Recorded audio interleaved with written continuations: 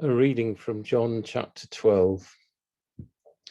6 days before the Passover, Jesus came to Bethany, where Lazarus lived, whom Jesus had raised from the dead.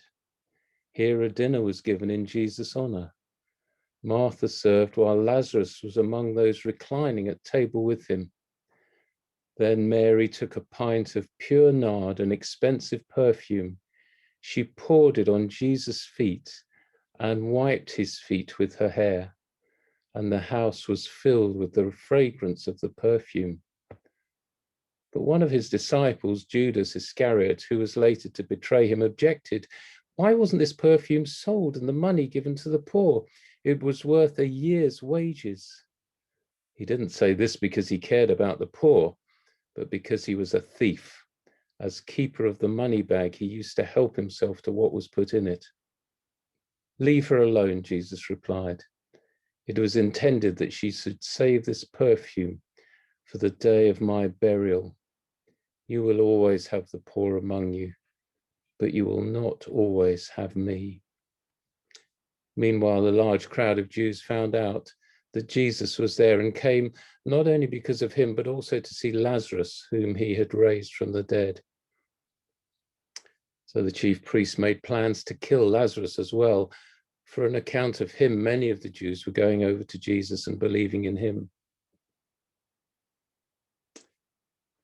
So here we are at the beginning of Holy Week. And in this passage, Jesus comes to Bethany, to the house of Martha and Mary and their brother Lazarus, friends of Jesus. And there are three little character sketches in this passage. We see Martha serving at table. Here was a very practical woman. And on another occasion, you remember, she was upset that Mary was sitting at the feet of Jesus while she was busy in the kitchen. But here there is no resentment, only service. And then there was Mary with her gift of love. She took the most precious thing she possessed and spent it on Jesus. And one can imagine the fragrance filling the whole house. And then there was Judas, chosen as an apostle by Jesus, and yet the one who's going to betray him. He looked after the money and obviously had a gift in that direction, which was presumably why Jesus chose him as financial controller.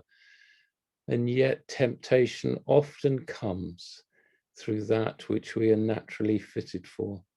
Money for those skilled in financial matters, perhaps reputation for those who occupy places of prominence.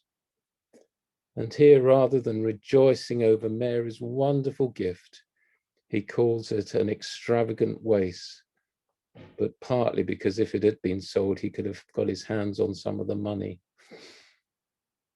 So this week, as we look towards Good Friday and Easter Sunday, let's remember the service of Martha, the gift of Mary, and the greed of Judas, and take the opportunity this week for acts of service and love, rather than greed and selfishness. And so we close with the collect for today.